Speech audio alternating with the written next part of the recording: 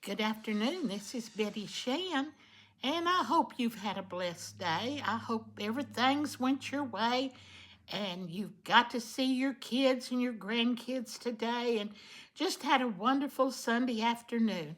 Well, today I was thinking I need to get something on for a video, and my grandson is going to school and he's going to be a senior this year. He's going to graduate from high school, but he's working on a college degree. They let him go to school and do early college, and so he's trying to get his associate's degree.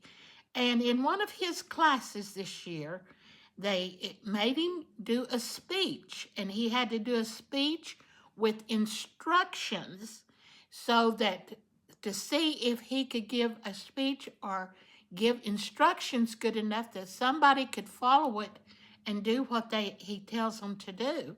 So told me, he said, Mimo said, I have went over and over what I wanted to do. And only thing I could come up with is how to make a peach cobbler like you taught me how to do it. So he made a video on making a peach cobbler and took it to school and got a grade on it. And he made a good grade, but I want you to see it. I enjoyed it so much, and I followed along with him to see if I could follow the instructions.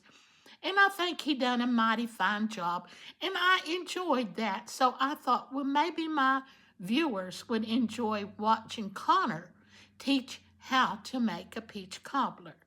And I'm going to just get off of here, and I'm going to let Connor take it away and make us a video on how to make a peach cobbler. You keep your chin up and live for the Lord, and have a blessed day. Maybe you shouldn't have waited till 11 p.m. to start your demo project and started your video sooner. What was that? That was super weird. I have no idea where that came from. But it is 11 o'clock and I do have a sweet tooth, so I'm going to make a peach cobbler. Let's go ahead and gather our materials. Okay, we're in the kitchen now. So the first thing we have to do with making our peach cobbler is going to be gather our materials. You're going to need a few tools to make the peach cobbler. So you're going to need some measuring cups, a large spoon, a can opener, a whisk, a roaster pan, 13 by 9, or you can use a casserole dish, a mixing bowl, and then you're going to get into your ingredients. So what you're going to need for this is just remember the number 1. So 1 cup of sugar, which I've already measured out, a cup of self-rising flour, 1 stick of butter, and then you're going to need 1 cup of milk. The next step will be to preheat our oven and melt our butter. So let's go ahead and go over to the oven. Alright, the first thing we're going to do before we begin mixing our dry ingredients is we're going to preheat our oven to 350 degrees. And while the oven is preheating, we're going to place the butter in the oven, which I've already taken the paper off of the butter and put it in the pan. And we're going to let it sit in there until it's melted, and then we'll take it out. While we're waiting for our butter to melt, we're going to go ahead and mix in our dry ingredients, which would be our 1 cup of self-rising flour and our 1 cup of sugar. We're going to go ahead and whisk that up until it's combined really well and there's no lumps. Next, we're going to add our wet ingredients, which would be 1 cup of milk. So we're going to go ahead and add that in there. And then at this point, I like to use a spoon or a fork.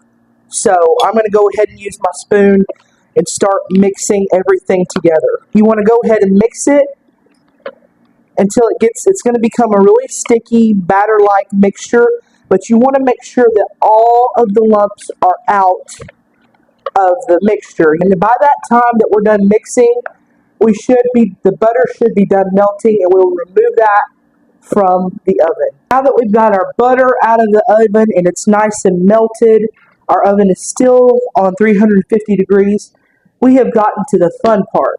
the part of assembling your peach cobblers. The first thing you're going to want to do is pour your mixture into your pan. The next step would be to add your peaches. You're going to get your large spoon and you are going to get each peach out and you're going to just put the peaches. You're not going to put the juice yet. You want to make sure that you distribute them evenly so that there's not too many peaches in one spot, none in the corners, etc. So I'm going to go ahead and finish filling up my pan with my 2 small cans of peaches, and I will be right back. We are at our final step before putting our peach cobbler in the oven. We're going to go ahead and add our what's left of the juice. Let's go ahead and pour that all on top. And if you were raised like me in the South, you might have had a grandmother that said we add a little bit of sugar to everything. And that's exactly the way I was taught to make this. So I'm going to go ahead and do as I was taught and add a little bit of sugar on top just to kind of crystallize everything. And it just makes it better. If you like cinnamon on top, you can go ahead and add some cinnamon. Okay, I like a lot of cinnamon, so I put a lot of cinnamon. So now we're going to go ahead and put this in the oven for around, I would say 30 minutes, and you want to take it out when it's gold and bubbly. So I'll see you then. Alright, y'all, here is our final product. I took this out of the oven about 45 minutes after I put it in, and it is gold and bubbly, and I'm ready for it to cool so I can eat some. I hope you enjoyed this, and I hope yours turns out just as well as mine did.